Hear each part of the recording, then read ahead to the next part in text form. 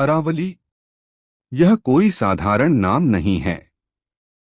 यह वह शब्द है जो समय से भी पहले जन्मा था, जब न कोई राजा था, न कोई राज्य, न कोई सीमा। तब अरावली खड़ी थी, मौन, स्थिर, साक्षी। आज हम विकास की बात करते हैं, आज हम आगे बढ़ने की बात करते हैं, लेकिन क्या हमने कभी यह पूछा कि जिस धरती पर हम खड़े हैं वह कितनी पुरानी है और उसने हमारे लिए कितना सहा है? अरावली कोई पहाड़ नहीं, यह धरती माता की वह रेखा है जिसने युगों तक संतुलन को थामे रखा। यह वीडियो किसी के विरोध में नहीं है, न किसी के समर्थन में। यह केवल स्मरण है, सनातन स्मरण। आज की यह कथा आंकड़ों की नहीं, आदेशों की नहीं, विवादों की नहीं, बल्कि चेतना की है।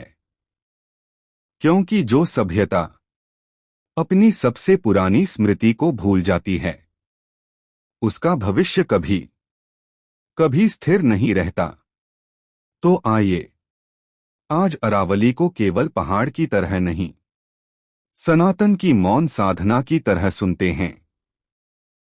अरावली, यह शब्द केवल किसी भूभाग की पहचान नहीं है, यह धरती माता के उस प्रथम श्वास का स्मरण है जब पृथ्वी ने स्वयं को स्थिर करने का संकल्प लिया था, जब अग्नि की उथल पुथल के बाद जल ने शांति पाई थी और वायु ने दिशा सीखनी शुरू की थी। अरावली उसी काल की स्मृति है जब प्रकृति ने यह तय किया कि जीवन को केवल जन्म देना ही नहीं, उसे संभाल कर रखना भी आवश्यक है।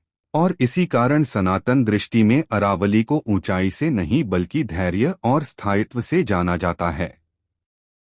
सनातन परंपरा समय को बीतता हुआ नहीं देखती, वह समय को चलता हुआ अनुभव करती है। और जब हम अरावली की ओर देखते हैं तो हमें केवल पत्थरों की परतें नहीं दिखती, हमें उन युगों की छाया दिखती है जिनमें धरती ने स्वयं को बार बार बदला, सहा और फिर संतुलन में लाया। वैज्ञानिक इसे अरबों वर्षों की प्रक्रिया कहते हैं, पर सनातन इसे धरती की तपस्या मानता है, क्योंकि जो इतना पुराना है वह केवल बना नहीं, उसने साधना की है। जब पृथ्वी अभी युवा थी, जब उसकी सतह स्थिर नहीं थी, जब हर परिवर्तन के साथ टूटन और निर्माण दोनों साथ साथ चल रहे थे, तब अरावली ने स्थिर रहना चुना। उसने न ऊंचा उठने की आकांक्षा रखी और न विस्तार की लालसा, उसने केवल धारण किया। और यही धारण करना सनातन का मूल भाव है, क्योंकि सनातन में शक्ति का अर्थ आक्रमण नहीं, आधार होता है।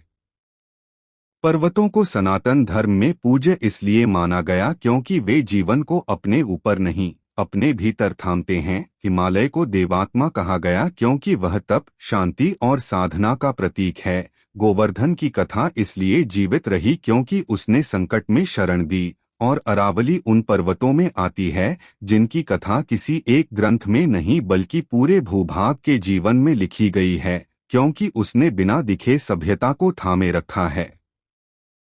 अरावली ने कभी यह घोषणा नहीं की कि वह रेगिस्तान को रोक रही है, उसने कभी यह दावा नहीं किया कि वह जल को संजो रही है, उसने कभी यह नहीं कहा कि वह हवा की दिशा को संतुलित कर रही है, लेकिन फिर भी उसके मौन अस्तित्व ने यह सब संभव किया। यही कारण है कि सनातन धर्म प्रकृति को उपकारक नहीं बल्कि उपस्थिति मानता है, क्योंकि जो वास्तव में आवश्यक होता है वह शोर नहीं करता। धरती को माता कहने का भाव केवल श्रद्धा नहीं, उत्तरदायित्व भी है, क्योंकि माता सहन करती है और अरावली उसी सहनशीलता का भौतिक रूप है। उसने मानव सभ्यता के जन्म को देखा, उसके विस्तार को देखा, उसकी भूलों को भी देखा, लेकिन फिर भी उसने संतुलन नहीं छोड़ा। और यही कारण है कि सनातन धर्म प्रकृति के साथ संघर्ष नहीं, संवाद का मार्ग दिखाता है। जब मनुष्य ने नगर बनाए, जब उसने सीमाएं खींची, जब उसने संसाधनों को गिनना शुरू किया, तब भी अरावली वहीं खड़ी रही, न विरोध में, न समर्थन में, केवल साक्षी बनकर, क्योंकि साक्षी का काम हस्तक्षेप नहीं, स्मरण कराना होता है। और यही स्मरण सनातन धर्म का मूल है कि जीवन केवल उपभोग के लिए नहीं, संरक्षण के लिए भी है।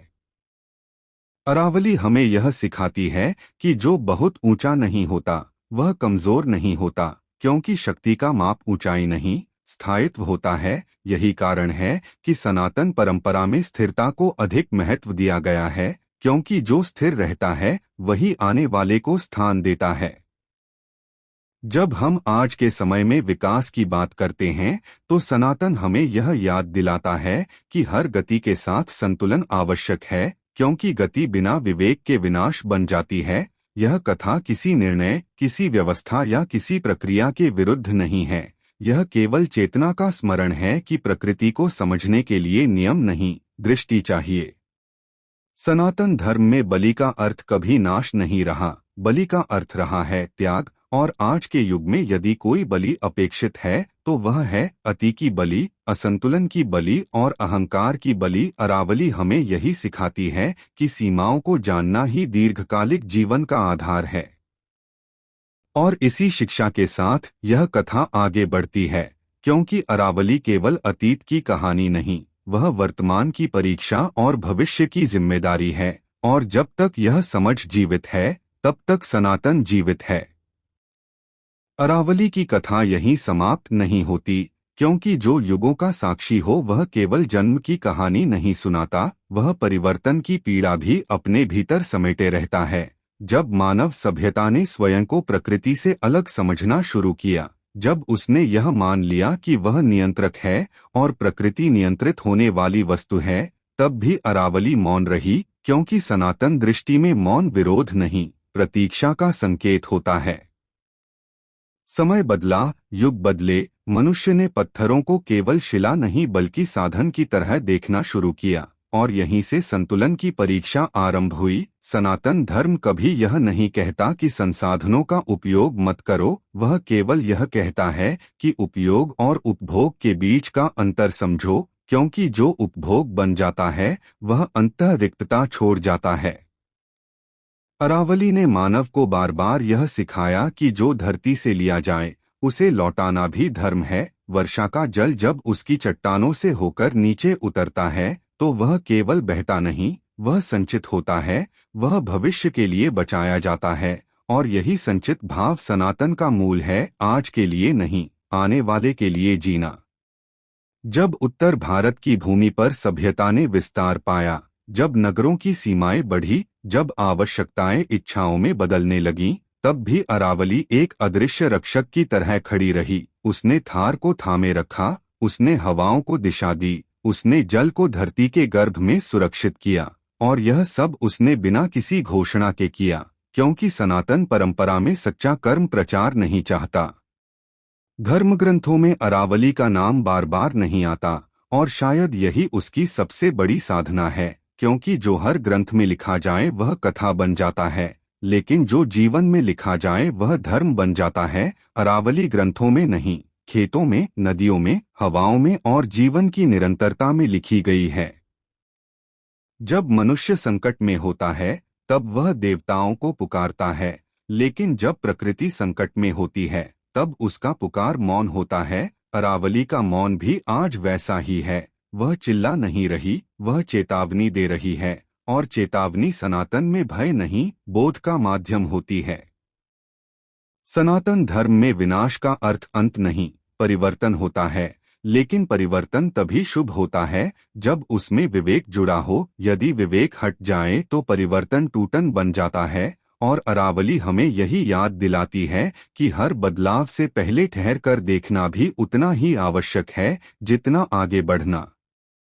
आज के समय में जब समाचार क्षणिक हो गए हैं, जब विषय जल्दी बदल जाते हैं, तब भी कुछ विषय ऐसे होते हैं जो समय से परे होते हैं। अरावली का स्मरण भी वैसा ही है। यह आज का विषय नहीं, यह सदियों का प्रश्न है कि क्या हम केवल वर्तमान के लिए जी रहे हैं या भविष्य की जिम्मेदारी भी उठा रहे हैं। सनातन परंपरा में राजा का धर्म केवल शासन करना नहीं, संरक्षण करना भी था।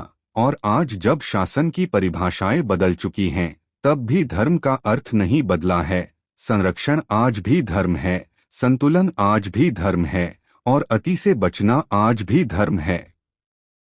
अरावली हमें यह नहीं सिखाती कि रुक जाओ, वह केवल यह सिखाती है कि संभल जाओ, क्योंकि जो बिना संभले चलता है वह अधिक दूर नहीं जाता। सनातन धर्म गति का विरोध नहीं करता, वह केवल यह पूछता है कि वह गति किस दिशा में है। जब हम अपनी आने वाली पीढ़ियों की कल्पना करते हैं तो हमें यह भी सोचना चाहिए कि हम उन्हें केवल सुविधाएं देंगे या स्थिरता भी देंगे, क्योंकि सुविधाएं क्षणिक होती हैं लेकिन स्थिरता पीढ़ियों तक जीवन देती है, और अरावली उसी स्थिरता का आधार है। धरती माता ने मनुष्य को बुद्धि दी, पर विवेक उसी बुद्धि का धर्म है, और जहाँ विवेक जागृत होता है वहीं सनातन जीवित रहता है।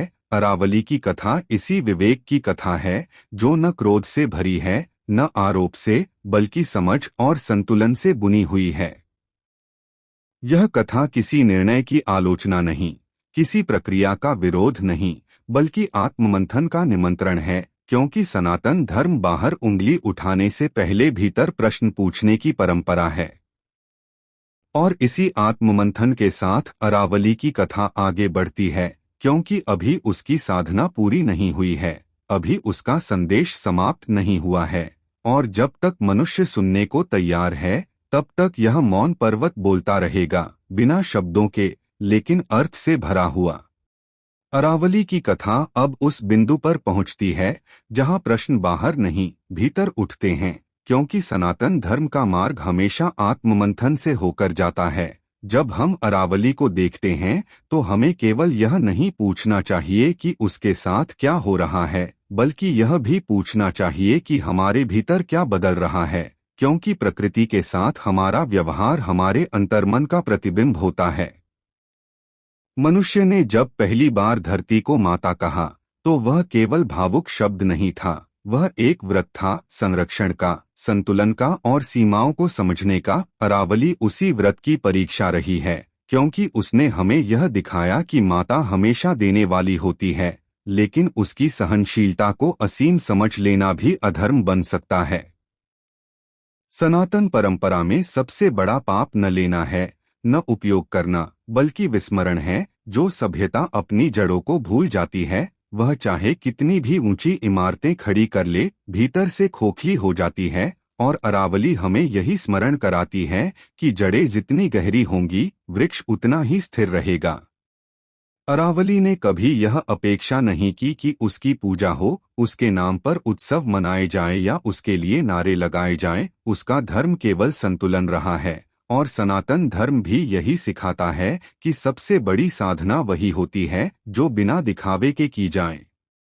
आज के युग में जब हर विषय को पक्ष और विपक्ष में बांट दिया जाता है, तब अरावली की कथा हमें यह सिखाती है कि कुछ विषय ऐसे होते हैं जिन्हें तराजू पर नहीं तौला जा सकता, क्योंकि वे लाभ और हानि से परे होते हैं। धरती, जल, वायु और पर्वत ये सभी जीवन के आधार हैं, और आधार पर खड़े होकर ही भविष्य बनाया जा सकता है। सनातन धर्म में समय को चक्र माना गया है, और चक्र तभी संतुलित रहता है जब उसका केंद्र स्थिर हो। अरावली उस केंद्र की तरह है जो दिखता भले कम है, लेकिन यदि वह हिल जाए तो पूरा संतुलन डगमगा जाता है। और यही कारण है कि सनातन दृष्टि में स्थिरता को शक्ति का सर्वोच्च रूप माना गया है। जब हम आगे बढ़ने की बात करते हैं तो हमें यह भी स्वीकार करना चाहिए कि हर आगे बढ़ना शुभ नहीं होता। शुभ वही होता है जिसमें पीछे छूटने वालों का भी ध्यान रखा जाए, चाहे वे मनुष्य हो या प्रकृति। और अरावली हमें यही विवेक सिखाती है कि विकास तभी धर्म है जब उसमें सबका स्थान हो। आने वाली पीढ़ियां हमसे यह नहीं पूछेंगी कि हमने कितनी गति से प्रगति की, वे यह पूछेंगी कि हमने उनके लिए कितना संतुलन छोड़ा, क्योंकि संतुलन के बिना कोई भी प्रगति स्थायी नहीं होती। और अरावली उसी स्थायित्व का प्रतीक है जिसे हमने पीढ़ियों तक देखा और महसूस किया है। सनातन धर्म में समाधान बाहर नहीं भीतर खोजे जाते हैं। जब दृष्टि बदलती है तभी दिशा बदलती है, और अरावली की कथा भी किसी आदेश या विवाद का निष्कर्ष नहीं बल्कि दृष्टि का विस्तार है, ताकि हम केवल आज नहीं कल के लिए भी सोच सकें। जब हम इस कथा को समाप्ति की ओर ले जाते हैं तो यह समझना आवश्यक है कि अरावली कोई अलग विषय नहीं, वह हमारे जीवन के प्रवाह से जुड़ी हुई है। जिस जल को हम पीते हैं, जिस हवा में हम श्वास लेते हैं, जिस भूमि पर हम चलते हैं, उन सब में कहीं न कहीं अरावली का मौन योगदान है। सनातन ज्योति के माध्यम से कही जा रही यह कथा न तो भय उत्पन्न करने के लिए है, न क्रोध जगाने के लिए, यह केवल स्मरण के लिए है, क्योंकि जो याद रखता है वही बचाता है, और जो बचाता है वही आगे बढ़ता है। अरावली आज भी वहीं खड़ी है, मौन, स्थिर और साक्षी। वह हमसे कुछ मांग नहीं रही, वह केवल हमें आईना दिखा रही है। और सनातन धर्म में आईने से भागना नहीं, उसमें स्वयं को देखना धर्म माना गया है। और यदि हम उस आईने में झांक सकें, यदि हम थोड़ी देर ठहर सकें, यदि हम संतुलन को फिर से महत्व दे सकें, तो यह मान लेना चाहिए कि अरावली की साधना व्यर्थ नहीं गई, कि सनातन की चेतना अभी जीवित है और कि धरती माता का भविष्य अभी भी सुरक्षित हाथों में है। इसी भाव के साथ यह कथा यहाँ विराम लेती है, समाप्त नहीं होती, क्योंकि जो सनातन है वह कभी समाप्त नहीं होता। वह केवल आगे की यात्रा के लिए हमें अधिक जागरूक बना देता है। यदि इस कथा को सुनते हुए आपके मन में कहीं भी विचार जगा हो, यदि अरावली की यह मौन साधना आपको छू गई हो, और यदि सनातन दृष्टि से कही गई यह बात आपको उपयोगी लगी हो, तो सनातन ज्योति चैनल को लाइक और सब्सक्राइब करके इस चेतना को आगे बढ़ाने में अपना सहयोग अवश्य दें, क्योंकि यह चैनल किसी एक विषय के लिए नहीं, बल्कि सनातन धर्म के उन मूल भावों के लिए समर्पित है जो संतुलन, संरक्षण और विवेक सिखाते हैं। आपकी एक छोटी सी सहभागिता इस प्रकाश को और लोगों तक पहुंचाने में सहायक बनेगी। जय श्री राम।